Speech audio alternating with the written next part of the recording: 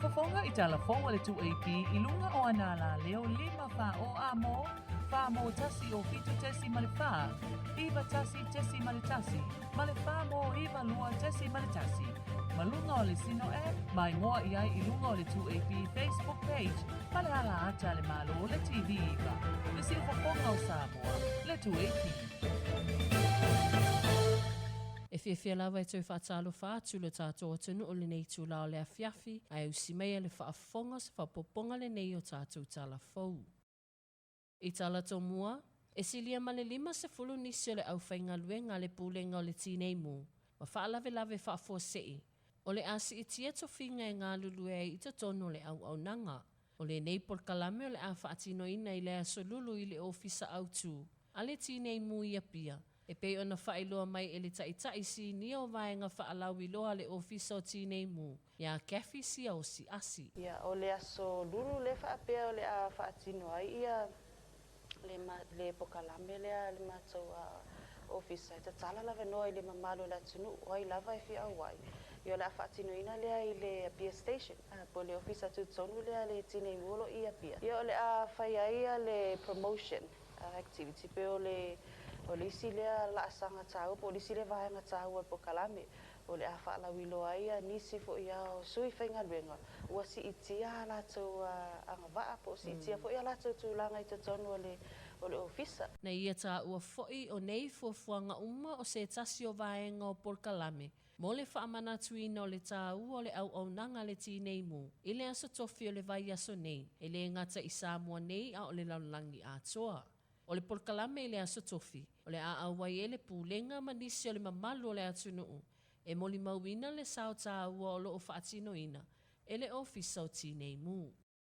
O le taunu'u mai le sao le Akiepikopo ia alapati lui mata e linga mai New Zealand.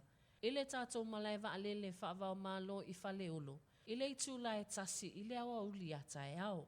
O le awhai le sauninga whaapito ale e kālesia I le malaiva alele. I le taimi e taunu'u mai eilo na tino maliu. A mai a ona molimoli le olona sa le malumalo sa ngato Mikaele le au kangelu I le au waa. Mo lana misa a amata I le itulā e wha I le AFIAFI. O le asolulu o le a whaatino I le sauninga I lana malumalu wha Akiepikopo o Maria Imakulata I mulivai ia pia. Ma o le a whaia I foi le taulanga o le misisa e whaia e tupulanga. O le asotofi o le ato e whaia I le isi sauninga. I le malumalu o Maria Imakulata I mulivai. E whaatino ai le taulanga pa ia o le misisa I le itulā e ono. Ma o le asofareile o le a whaia ilo na lotu wha le ainga ma whaapule anga. Ma whaasolo leoleo nga whaavikali atu I le pō. Ma ta oto ailo na sa I le malumalu mo na toi sauninga muli. O le a whaia o na toi sauninga I le itulā e valu I le taeao. Ma e moli mau whaapitoa le tamaita I palemia I afia me na o mi mata afa. Moli mau le taita I fono le e kālesia so o whaatasi. O le moli mau le tama ainga le Afioga tui atua tupua tamasese. Ma le moli mau muli o le taita I o le pule anga wha Akiepikopo Samoa pia. O le itulā e iwa o le a whaia I le taulanga pa ia o le misisa. Ma ona toe sauninga e whaia I Malia Imakulata. O le a taita ia e katenali. Ma epikopo o le itulangi le Pasifika. A mai ele taulanga o le misisa. Ona moli atu lea o lona sa I malolo lei. I le malu o Yesu le angalo whamamana le malai o Faustina pa ia. Malango mauai I lona oli sanga tu mau. O le taeao ana leilana a matai o nā ngaiwa a whangota I le tai. E a mata whangotanga mo le taamlosanga le International Game Fishing lua o lua tolu. Le ana tsalaina I le asato ana ina se I mawai atu nei. O le tamaita I palemia I afia me na o mi mata afa. Na ia whaapaina le whana e a matai le taamlosanga.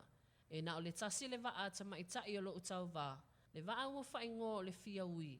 E ato ai le luas fulfao wa afangota o lo tauvaga.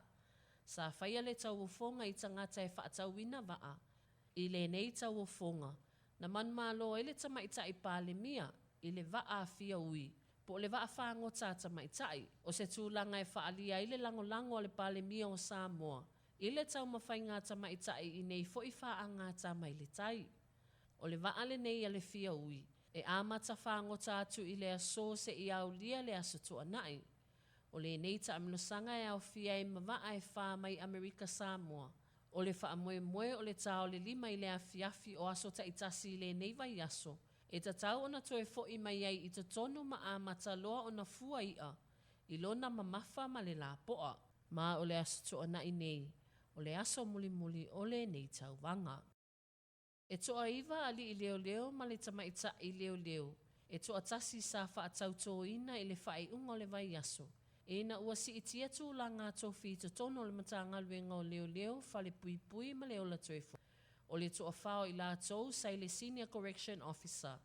Po le officer senior le ua wha se e le Principal Correction Officer.